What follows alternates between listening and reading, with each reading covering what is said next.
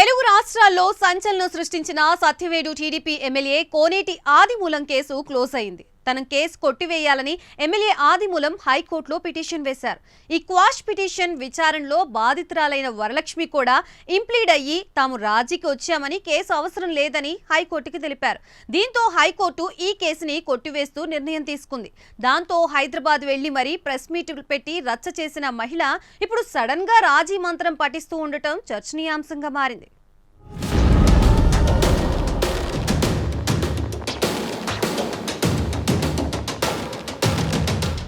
Satyavedu MLA కోనేటి ఆదిమూలం లైంగికంగా వేధిస్తున్నారని అదే నియోజకవర్గానికి చెందిన వరలక్ష్మి అనే మహిళ హైదరాబాద్లో ప్రెస్ మీట్ పెట్టి కోనేటి ఆదిమూలంతో తాను ఉన్న ప్రైవేటు వీడియోలను కూడా మీడియాకు రిలీజ్ చేయడం తీవ్ర కలకలం రేపింది. తనని తాను టీడీపీ నేతగా చెప్పుకున్న ఆమె కోనేటి ఆదిమూలంపై కఠిన చర్యలు తీసుకోవాలని టీడీపీని ఏపీ ప్రభుత్వాన్ని డిమాండ్ చేసింది. ఈ విషయాన్ని చంద్రబాబు, లోకేష్ దృష్టికి సైతం తీసుకువెళ్లానని వారు పట్టించుకోలేదని అప్పట్లో ఆ మహిళ ఆరోపించింది.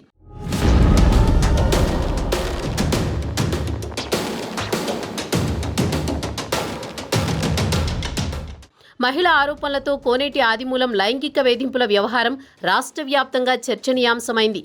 దీంతో టీడీపీ అధిష్టానం సీరియస్ అయింది.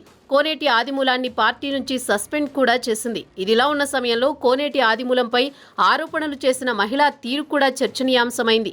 వాంగ్మూలం ఇచ్చేందుకు నిరాకరించడం, వైద్య పరీక్షలు చేయించుకోవడాన్ని వాయిదా వేయడంపై అనుమానాలు కూడా వ్యక్తమయ్యాయి. అయితే చివరకు పోలీసుల కౌన్సిలింగ్తో బాధితురాలు వైద్య పరీక్షలు చేయించుకుంది. అయితే ఈలోపు కోనేటి ఆదిమూలం హైకోర్టులో పిటిషన్ దాఖలు చేశారు. తనపై పోలీసులు నిబంధనలకు వ్యతిరేకంగా కేసులు పెట్టారని, బాధితురాలు ఫిర్యాదు చేయకపోయినా కేసు పెట్టారని హైకోర్టులో క్వాష్ పిటిషన్ దాఖలు చేశారు. ఎలాంటి ప్రాథమిక విచారణ లేకుండా, ఆరోపణలు నిజానిజాలు చూడకుండా పోలీసులు కేసు నమోదు చేశారని వాదించారు. ఆయన పిటిషన్లో పేర్కొన్నారు. జూలై, ఆగస్టు నెలల్లో ఘటన జరిగితే ఇంత ఆలస్యంగా బయటపెట్టడం వెనుక కుట్ర ఉందన్నారు. ఈ ఘటన హనీ ట్రాప్గా ఆదిమూలం కోర్టు దృష్టికి తీసుకువెళ్లారు.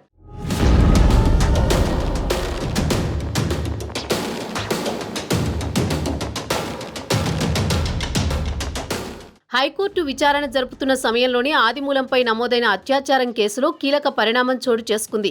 ఫిర్యాదిదారు స్వయంగా న్యాయస్థానానికి హాజరై ఆదిమూలంపై పోలీసులకు ఇచ్చిన ఫిర్యాదులోని ఆరోపణలు, ఎఫ్ఐఆర్లో పేర్కొన్న అంశాలన్నీ అవాస్తవమని న్యాయవాదితో నోటరీ చేసిన అఫిడవిట్ను కోర్టులో దాఖలు చేశారు. ఇద్దరి తరపు లాయర్లు తమ క్లయింట్లు ఇద్దరూ రాజీకి వచ్చారని హైకోర్టుకు తెలియజేశారు. దీంతో కోర్టు బయట సమస్యను పరిష్కరించుకునేందుకు పిటిషన్ డిస్పోజ్ చేస్తూ హైకోర్టు నిర్ణయం తీసుకుంది. హైకోర్టు తీర్పుతో సత్యవేడు ఎమ్మెల్యేపై టీడీపీ సస్పెన్షన్ ఎత్తివేసే అవకాశం ఉంది. అయితే అంత రచ్చ చేసిన మహిళ సడన్ గా రాజీకి రావడం చర్చనీయాంశంగా మారింది. ఆదిమూలం నైజం తమకు తెలుసని, ఎవరికీ హాని చేసే వ్యక్తి కాదని ఆయన అనుచరులు ముందు నుంచి చెప్తున్నారు. అలాంటి ఆయనపై 7 వయసులో అత్యాచారం ఆరోపణలు చేయడం ఏంటని వారు ప్రశ్నించారు.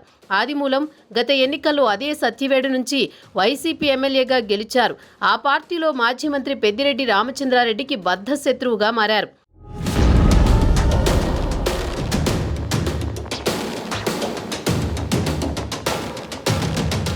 దాంతో పెద్దిరెడ్డి గత ఎన్నికల్లో ఆదిమూలంకు సత్యవేడు టికెట్ దక్కకుండా చేశారు. అయితే ఆదిమూలం టీడీపీ టికెట్ దక్కించుకుని వైసీపీపై విజయం సాధించి పెద్దిరెడ్డికి షాక్ ఇచ్చారు. ఆ కక్షతోనే పెద్దిరెడ్డి ఆయనపై తప్పుడు కేసు పెట్టించారని ఎమ్మెల్యే అనుచరులు వాదిస్తున్నారు.